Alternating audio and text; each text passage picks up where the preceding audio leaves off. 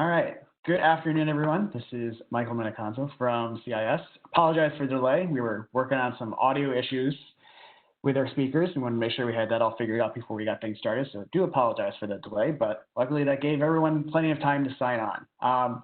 So thank you again, everyone, for hopping on today for our webinar with our partners at Cimcor. For our speaker today, we have Michael Echols.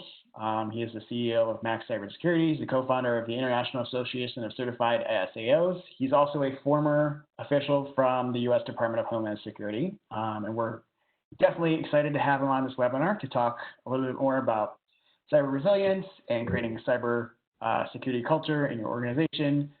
Since we are a little late, I am going to keep this introduction short and just toss it over to Mike to get started.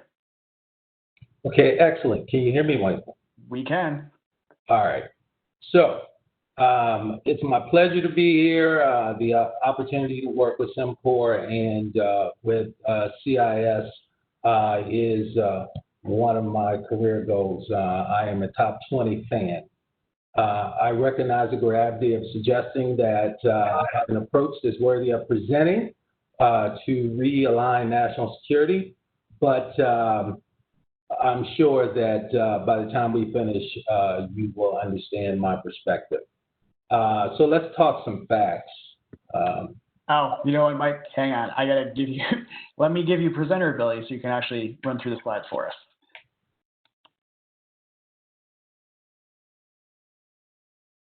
Okay, you should be able to control them. Go ahead and give it a try. Make sure it works. If not, I can take back over and run through them. All right, if you could just go slide, please. Change the slide. Is it not working for you? Okay, I'll take over and do it then.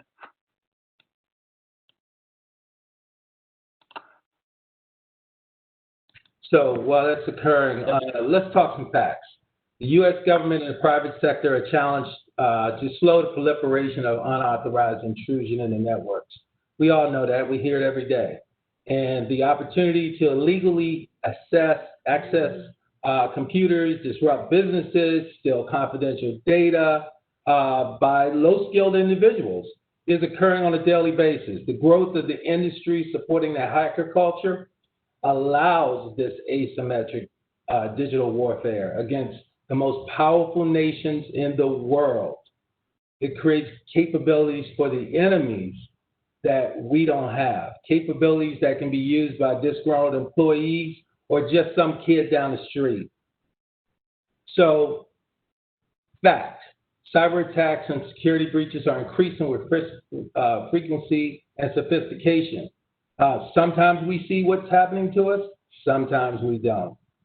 Targeting organizations and individuals with malware, they're using techniques that we have created. So for every innovation, we are creating new tools for hackers.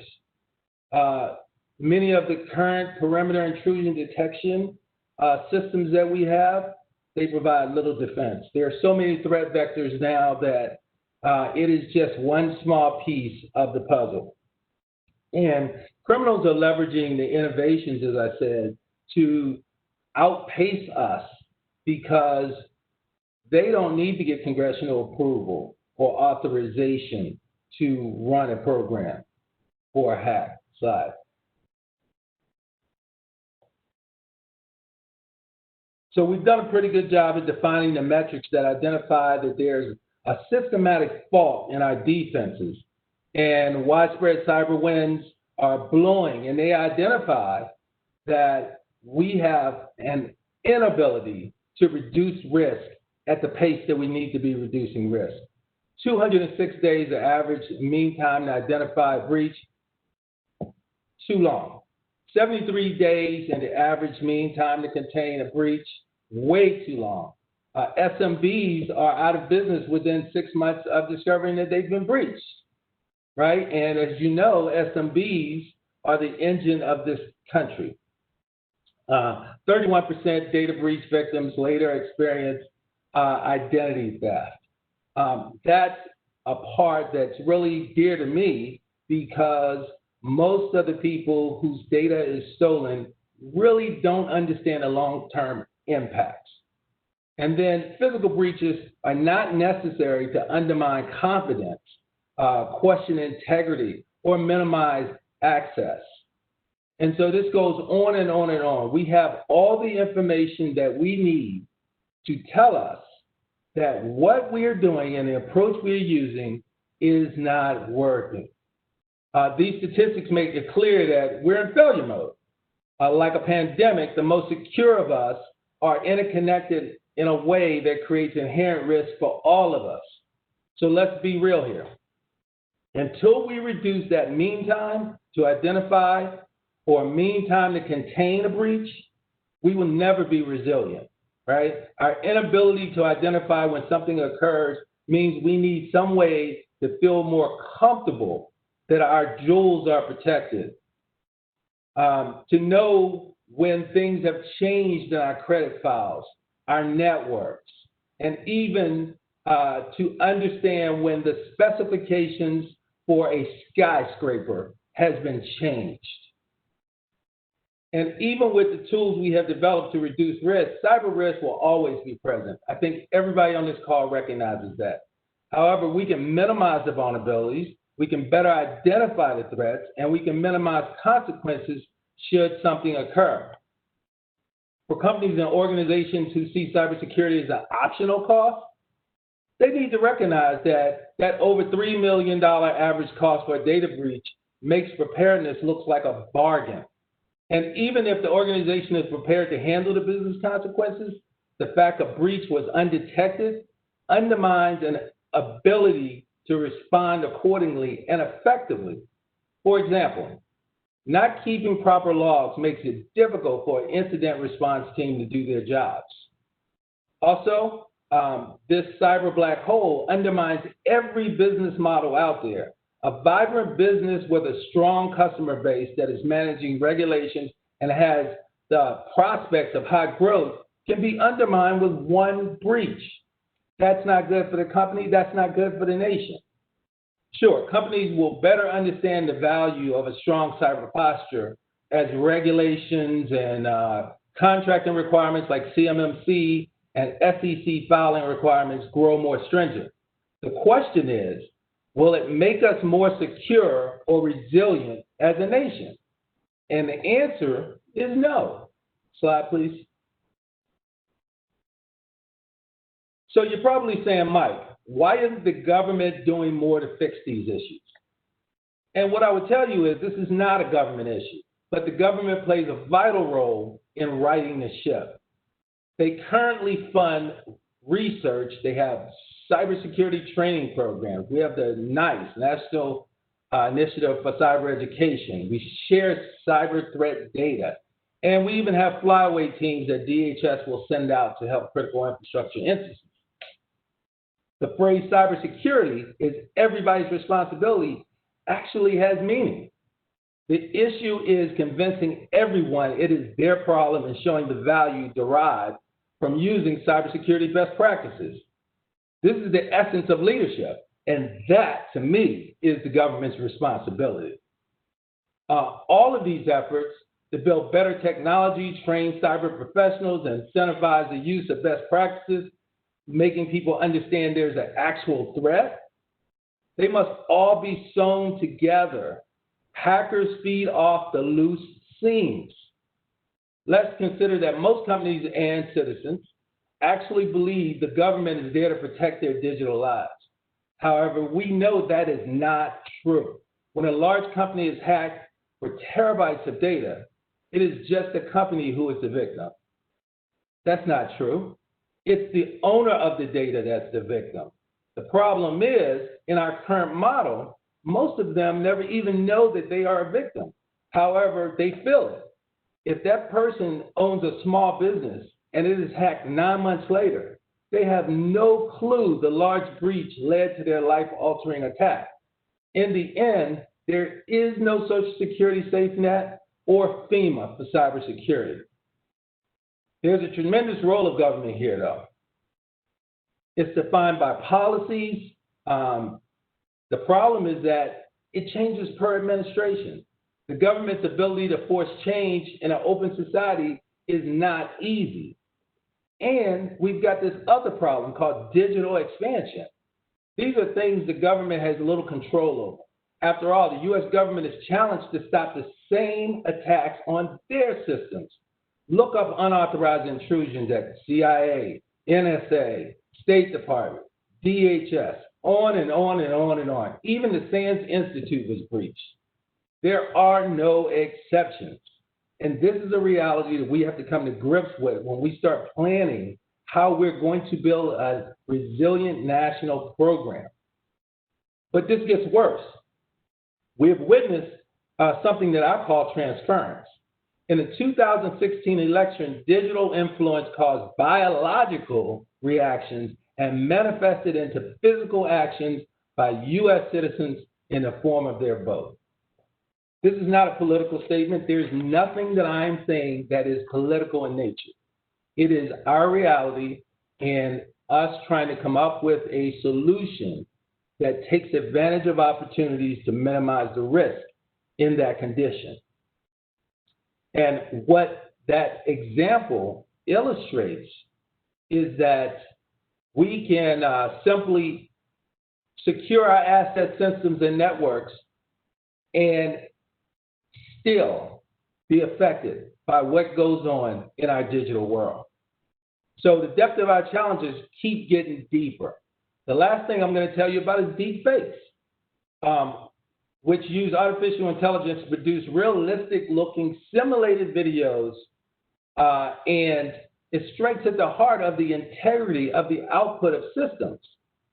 Our systems, our way of life are built on things like being able to trust official sources or having faith in chain of custody, whether that's in the medical environment or in the legal environment.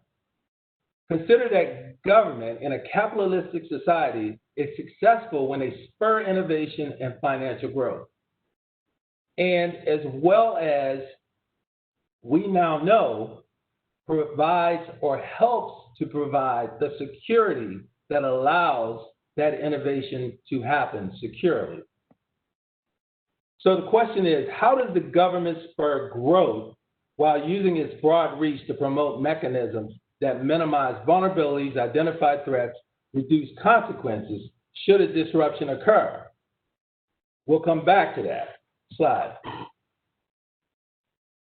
So here is the outline of the issue that we face in providing cybersecurity and reducing risk at a national level.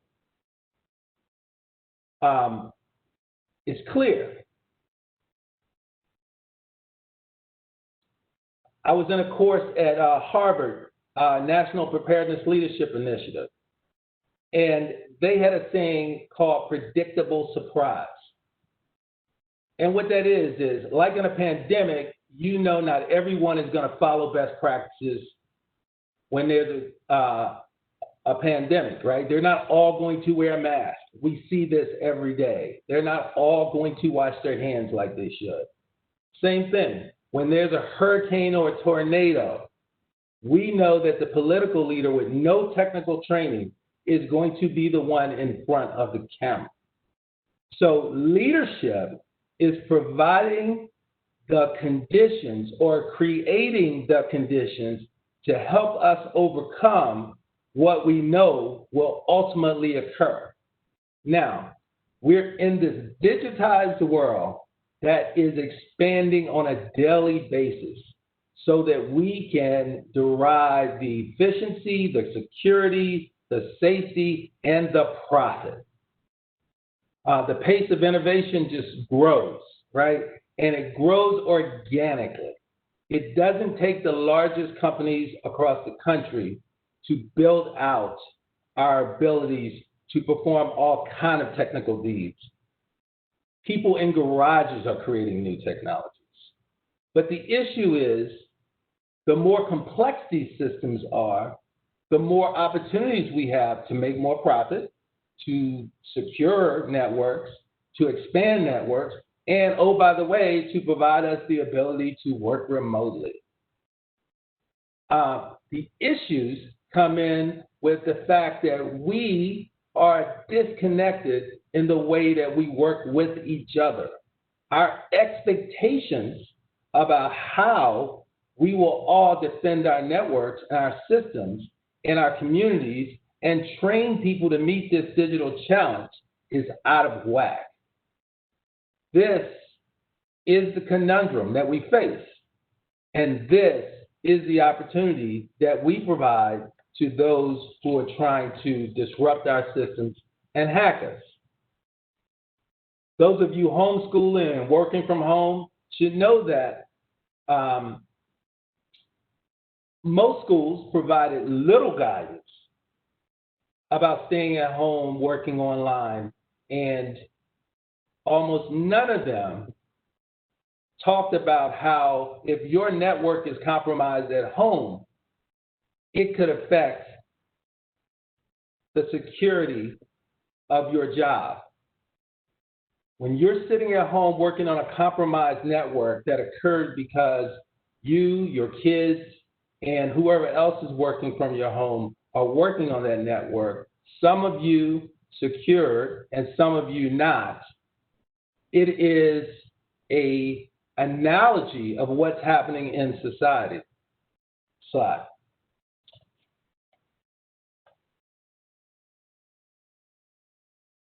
So the greatest issue that we have is perspective. What is perspective? It's a popular attitude towards or way of regarding something. It's a point of view. One of our issues is we have too many of them when it comes to cybersecurity.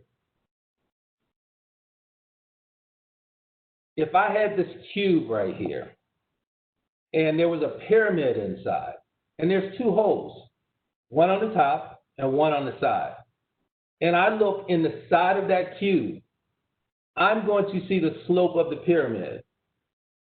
If someone else looks in the top hole, they're going to see the cone, which is the top of the pyramid. We're looking at the same box, we're looking at the same triangle, pyramid, but we're both seeing something different based on our perspective, right? In this interconnected network of systems, that's a problem. It defines the inconsistencies within organizations and across society. It's the genesis of the inconsistencies, leading to the loss of efficiency. There are too many perspectives. So why is that a problem, Mike? Well, flexibility adds great value in getting companies to adopt cybersecurity programs. For instance, when a NIST cybersecurity framework was created, it was created with the recognition that every organization is going to approach implementation slightly different based on their abilities, their systems, and the amount of in-house skill set. It provided a policy framework for computer security guidance for how private sector organizations can assess and improve their ability to prevent, detect, and respond to cyber attacks. It's a great start. However, there are best practices and sound approaches that we understand at this point that should be prescriptive and not just descriptive as the framework provides. Another issue that we face for cybersecurity is that even when we have a room full of cybersecurity professionals, we define things differently. Let's say you go to any high school or physics college class and you ask, what is the definition of force? As my friend Ron Layton likes to say, former Secret Service executive, they will undoubtedly tell you that mass times acceleration is force. That's the definition. Now, if you go to a room of 50 cybersecurity experts and you ask, what is cybersecurity? You might get 37 different answers. So, Mike, how do you build a system of resilience among a dynamic system of systems where various entities define valued differently? My answer is structure, approach, and culture. Slide, please. So, in order for us to get to the optimum state, we have to understand from where we're coming and the condition that we're in. So, for today, for instance, we have a lot of unknown vulnerabilities. What we need to do is bake in security. There are fewer vulnerabilities. The incidents are happening at warp speed, right? And we are behind the curve in figuring out what is happening to us. So we need better real-time response, and we need to better be able to identify what is happening to us. A lot of attacks go undetected. They may still go undetected, but we need to figure out a way that there is less impact when something does happen to us. Independently defending systems. The concepts of ISACs and ISALs, Information Sharing and Analysis Organization, is something that's starting to grow. And that's going to help us collaboratively provide a defense. But we have one problem. A lot of organizations don't trust each other. So whereas they could share that cyber threat information so that something that happens to one doesn't happen to the other, the sharing does not occur. And this goes on and on and on. Slide, please.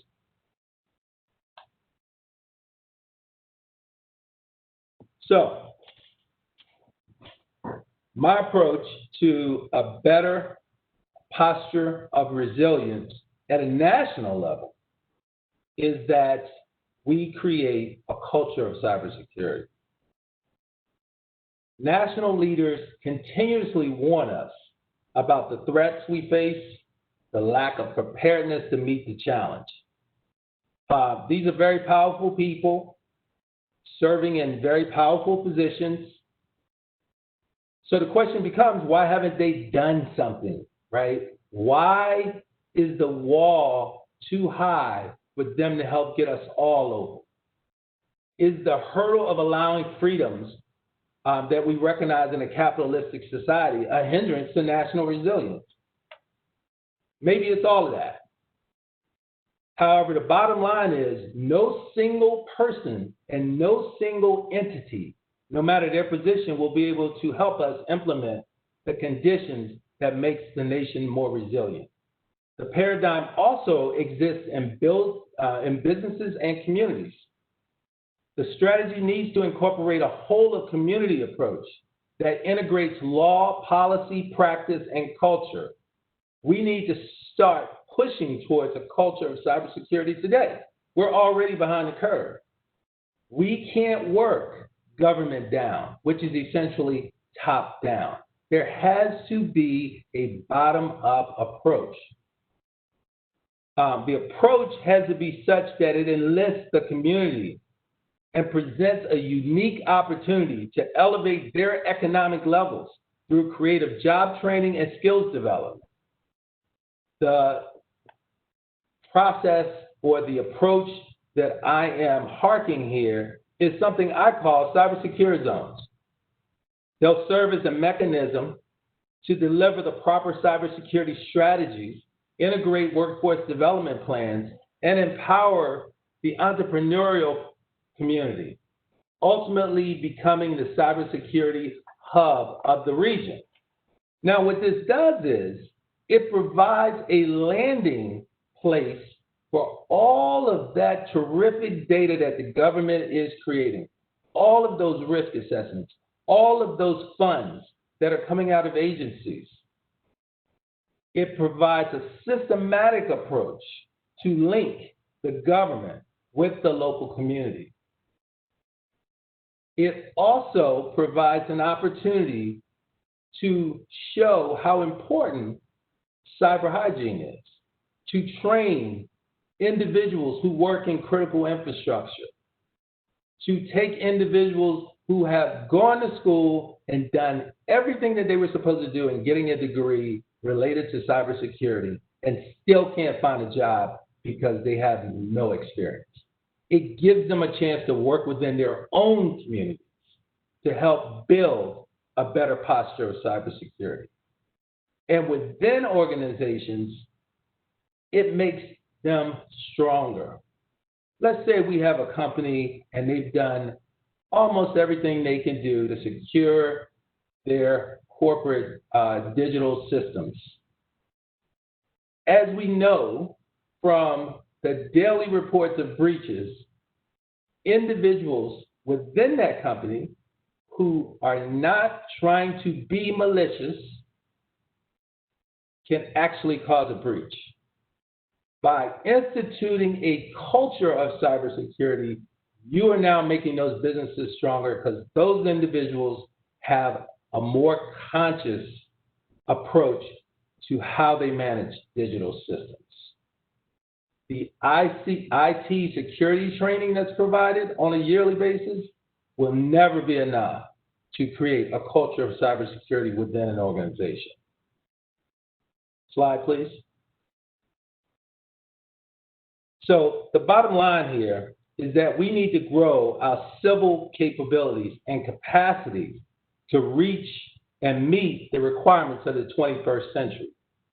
Failure to do so is almost like malpractice, especially as market forces such as the threat and the job opportunities that are presented, this idea that within the next year, there will be a 1.8 million person shortage of cyber professionals. They all lead to one conclusion, that if you work in the community, across the businesses in the community, up through the local government, back to the federal government, you are going to grow a community to be prepared for the digital threat that is not going to be reduced anytime soon. We have this DNA strand here because we believe that in applying a new strategy, we give ourselves a chance to be reborn in this digital fight. Thank you for your time. Thank you, Michael. Mike, if you could forward a slide for me, please. Oh, it's not in presentation mode. Yeah, I realized that after we uploaded. I forgot that you had this transition. WebEx doesn't like those. That was my fault. I should have made sure you knew that before we uploaded them.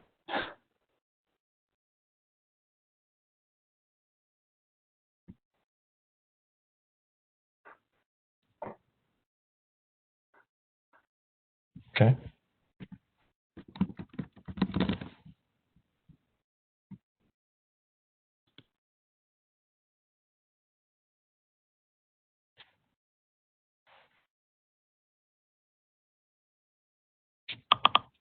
Mark, you can go with it.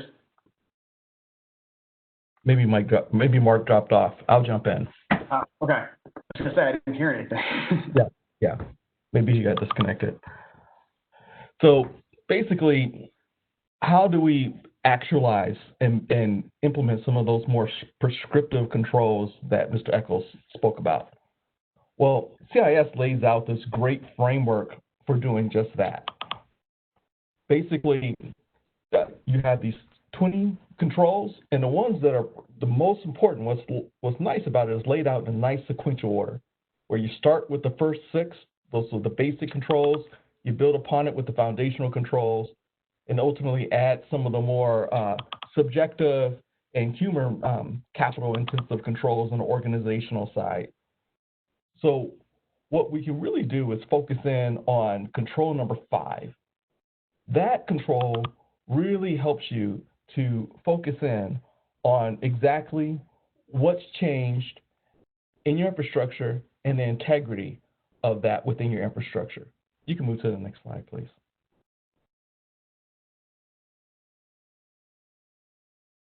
What's great about control number 5 is that so many times you hear people speak about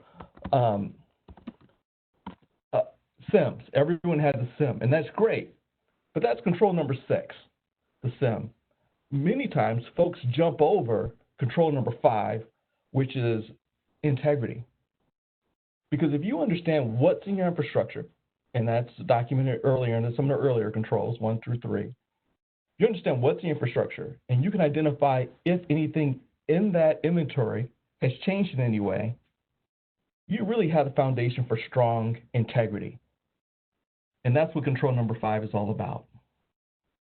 In fact, we learned there was a congressional hearing where it was brought up that 91% of all security breaches could be automatically detected when you implement strong release, change, and configuration management controls.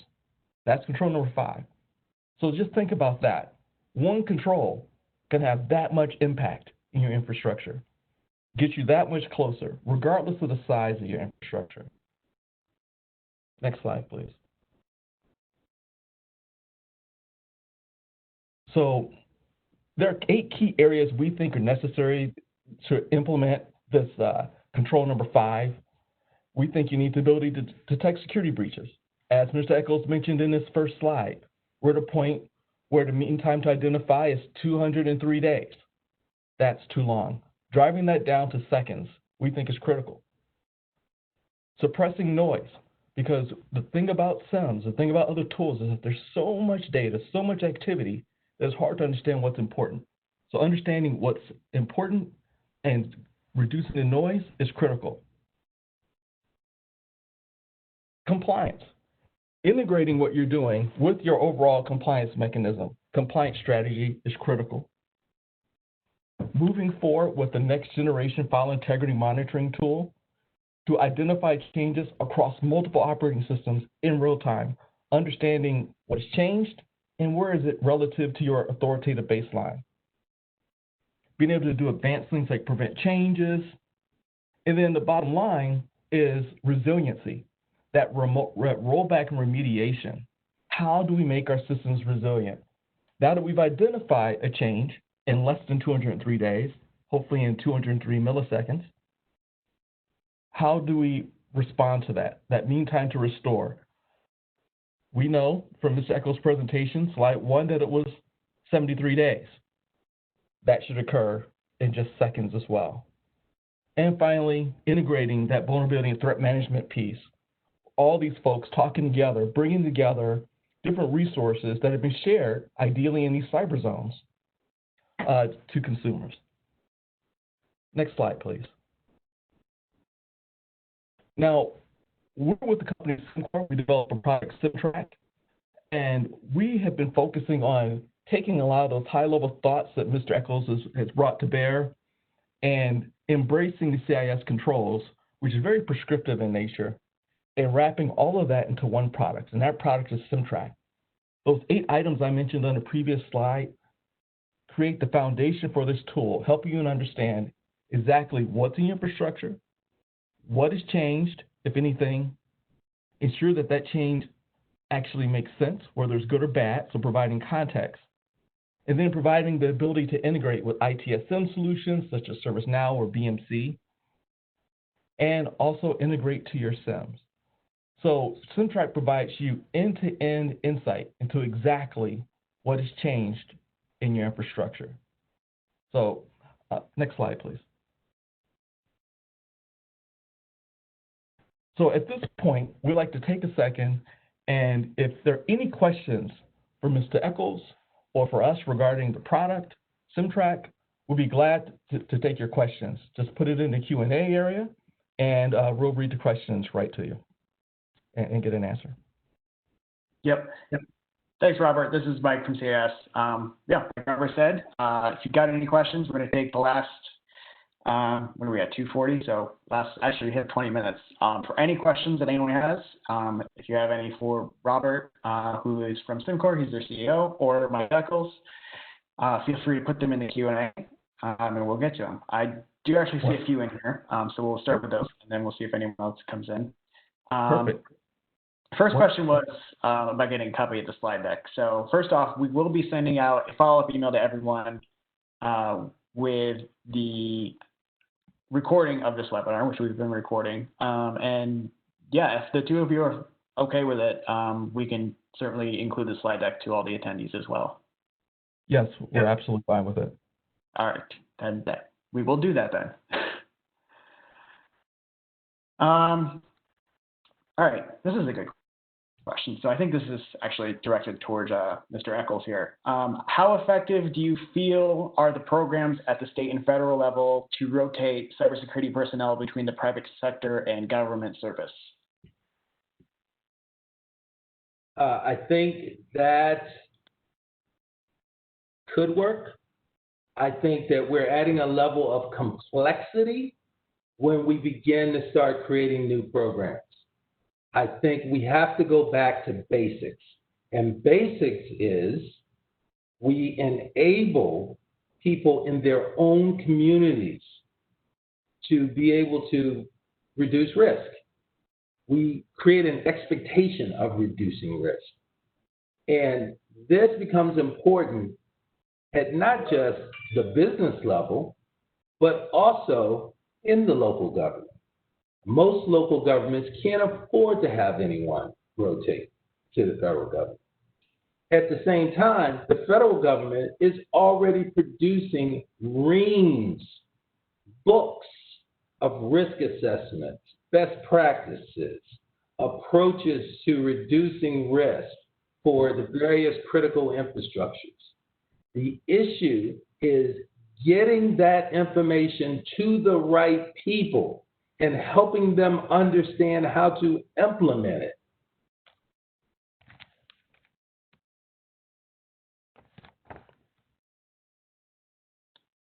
Sounds great. All right, yeah, thanks. Yeah, we're getting a lot of good questions in here, so we'll definitely be able to fill some time with them.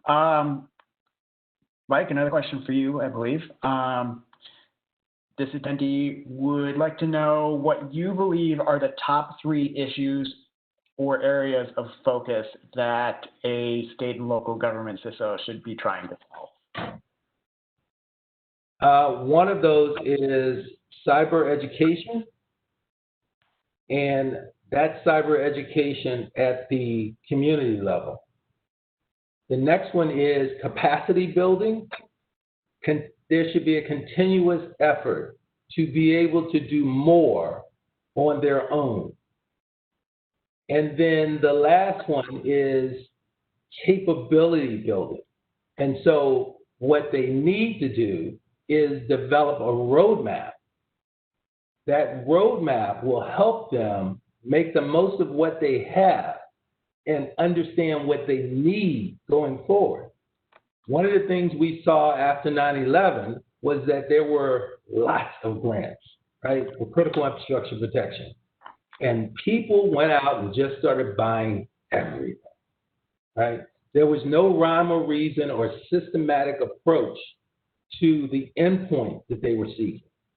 And so I believe that the CISO for the local government should work like crazy to become the voice of the local government when it comes to cybersecurity. And they need to be able to provide that leadership that helps them do the cyber education, capacity building, and the capability growth. All right, great. I got another question here. I believe you mentioned something about cyber zones in your presentation. So this attendee is asking, how state and local governments like theirs can get involved in building a cyber zone in their own local area. I am actually working on the model right now. We're working on a pilot with NTIA, Commerce, HUD, because of the opportunity to do economic growth, right? And so we're working on a model right now. And if there's a local community that wants to be in that conversation, should reach out to me. All right, great. And then we'll obviously definitely include Mr. Echols' contact information in our follow-up email, so you can do so.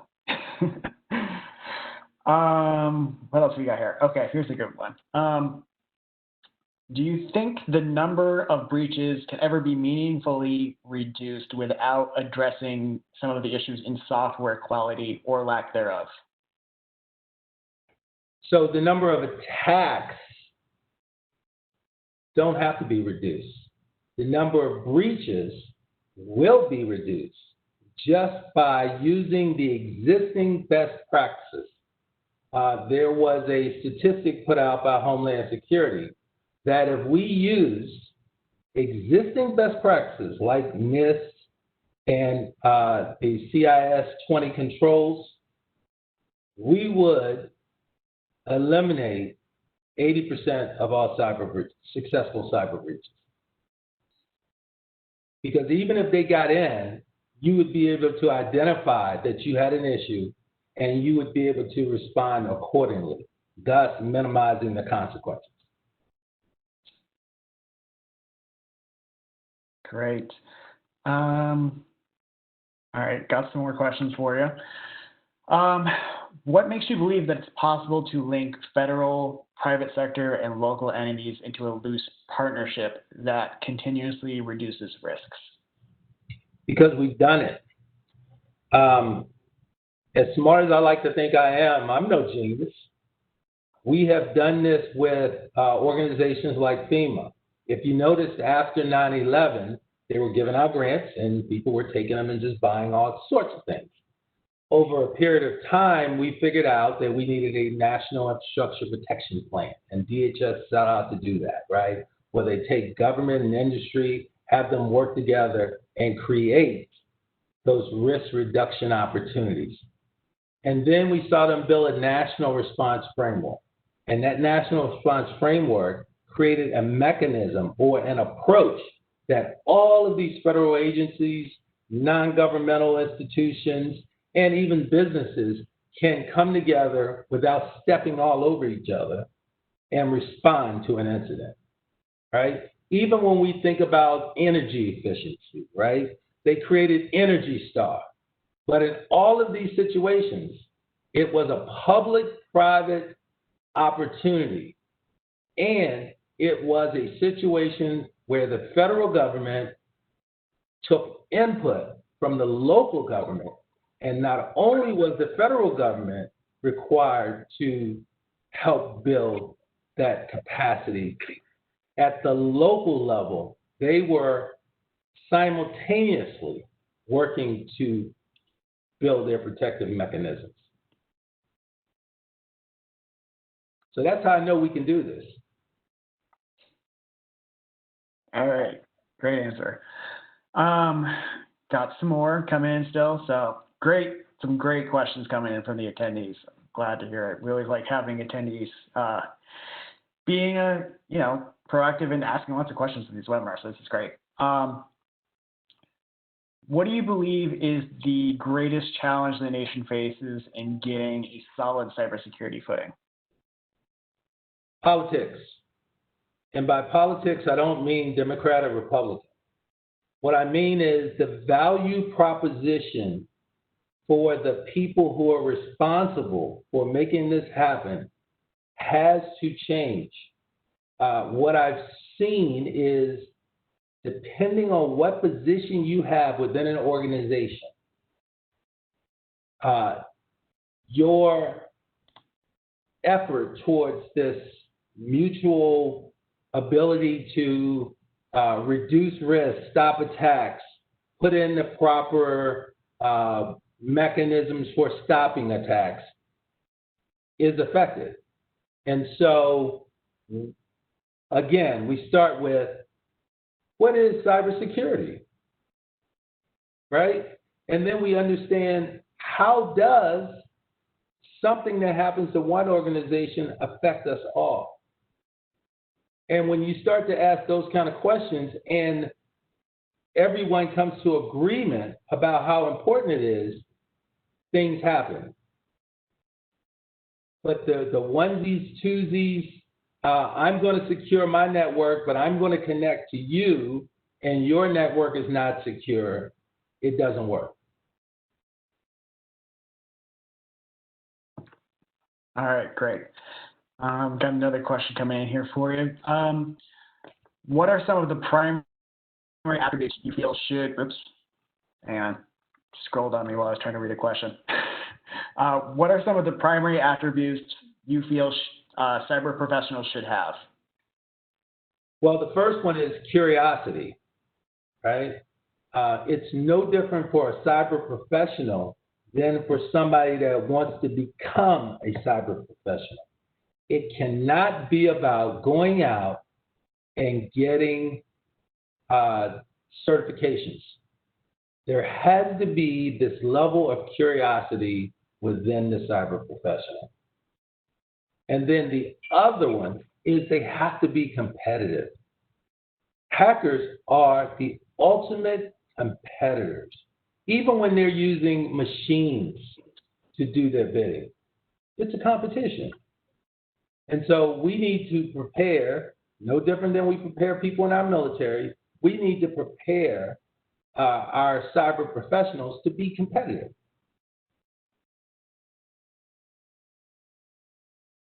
All right, great. This is an interesting question. So this attendee brings up that sometimes mitigation may not be enough for all attacks. Sometimes just reducing public trust in systems is enough. For example, voting machines, what's going on with voting machines in elections. How do we deal with attacks against trust? And you just hit on the value proposition for building a culture of cybersecurity at the local level. Because until you start to do that, until you start to train middle schoolers and high schoolers and senior citizens to understand what's going on around them, you won't be able to. If you go back to this, the concepts that I was trying to convey on the slide with the democracy is under attack, that's exactly the point that I was getting to. I'm an old telecommunications guy from way back, and the one thing that we always talked about is you don't have to bring down a system to cause it not to work. All you have to do is disrupt the ones and the zeros. It's the same in a democracy, in the type of society that we're trying to have. If you sow doubt, you've essentially hacked the system. It didn't need to be electronic. And that's why when we talk about cybersecurity, we talk about confidentiality and integrity, right? And access. All right, great. Let's see what we got. That's a good one. How do state and local governments help small businesses that are part of their constituency that do not have the funds to, say, implement proper security controls? So that's one of the items within that cybersecurity zone that I'm promoting, is this idea that there is a place where small businesses that you've handed NIST controls, a NIST cybersecurity framework or 20 controls, or that you've handed a risk assessment and said, hey, this is what you need so that you can prepare yourself and you can manage your digital threats. But you didn't show them how to use it. There has to be a local place where these businesses can come and get the education that they need. And when I say that, I'm not talking about at a cost, right? And this is not to disrupt those entrepreneurs and businesses out there that provide these services. I'm talking about society realizing that there has to be a baseline level of understanding that everyone should have. There should be a baseline for small businesses and a baseline for large businesses, just like the banks have when we talk about the PCI, or with healthcare now, where we talk about HIPAA. You know, by implementing those systems, you're actually creating a culture. That type of activity has to continue. Excellent, great. Robert, we got one in for you. You mentioned that Cimcor and Cimtrac covers a lot of the recommendation was covered in control number 5. Yeah. How many more of these subcontrols does Cimtrack cover? You know, we cover actually between the controls and subcontrols, we cover 25% of them. I think we cover. I think there are 141 subcontrols total, and we have a direct impact on about 63 of them, if I'm recalling correctly. So, but interestingly about Cimtrack, for so many of those controls, those top controls, integrity is key to accomplishing almost all of them. So we have a breakdown. If you ask in the chat, we can provide you with the exact breakdown of exactly what controls we help with. Furthermore, we also can do CIS benchmarks and scans, and based on performing benchmarks, these benchmarks on the systems in your organizations, we can take that back and map it to different compliances such as PCI or HIPAA or FISMA, 853 or GOBA. So there are a variety of compliances that we can take that CIS benchmark data and map it back to those higher compliances that you may be subject to. So we help with controls and we help with the compliance side of it all. All right, great. I think we actually hit all the questions that came in, and we're right about at time, which is perfect. So if there is any last minute questions, now's your time to ask them before we wrap up. I do just want to say, oh, what do you know? As soon as I said that, another question came in.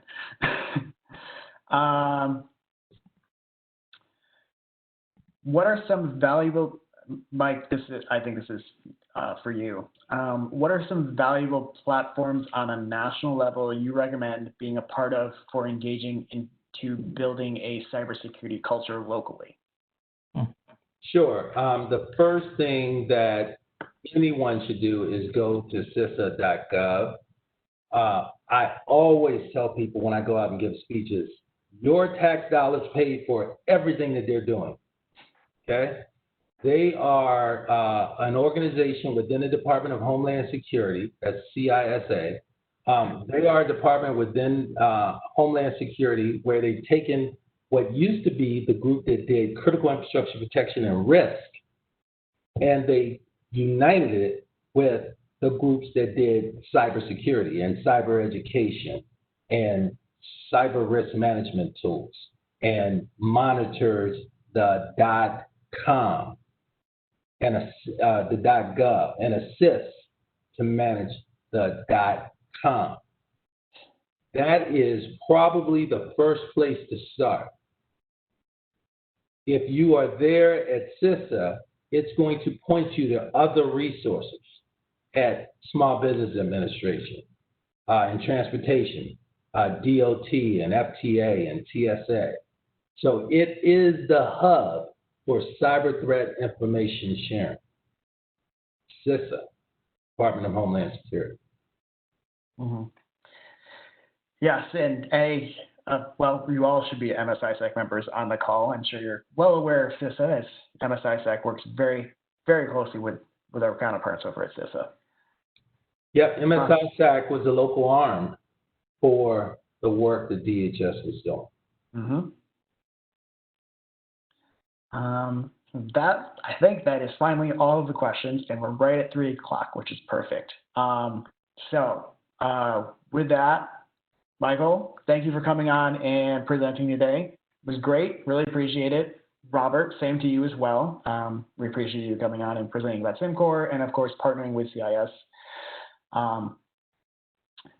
Before we wrap up, if either of you want to provide some closing thoughts, we can do that real quick, and then we can wrap things up. Well, this is Mike, and for me, just thank you for having me. I really appreciate this opportunity, Cimcor and CIS. And I just want to leave everybody with the thought that you can have 1 million people doing unbelievable, terrific work. And if those efforts aren't linked accordingly, us not move anywhere. So let's rethink how we're doing this. Mm-hmm. Thank you, Mike. And this is Robert Johnson. I appreciate Mr. Echols presenting for us today. I also like to bring up that Mr. Echols just launched, right at the beginning of the pandemic, a book called Secure Cyber Life. So there's a link. It's here. You can see it at the bottom right below his name. When you receive the presentation, feel free to click on it. It's available on Amazon. I have read the book. It's intriguing. His opinion about so many things are not intuitive, and it makes you really think. So if you have any questions about us, our product Cimtrack, how we can help you really understand what's changing in your infrastructure, or understand what's changing in terms of your compliance posture, we'd like to help you solve both those problems. Reach out to us via the chat, and we will follow up with you. Thank you so much. Thank you, Robert. Thank you, Michael. Thank you, everyone who joined today. We appreciate you taking the time out of the day to come attend this webinar. As we mentioned, we'll be sending out follow-up emails with the slides, a link to recording, all the important information that we covered today, including the stuff in the Q&A that you might need to follow up on stuff. And yeah, keep an eye out for your inboxes. Again, really appreciate everyone attending. And Michael and Robert, thanks again for coming on and presenting. Thank you. Have a good day.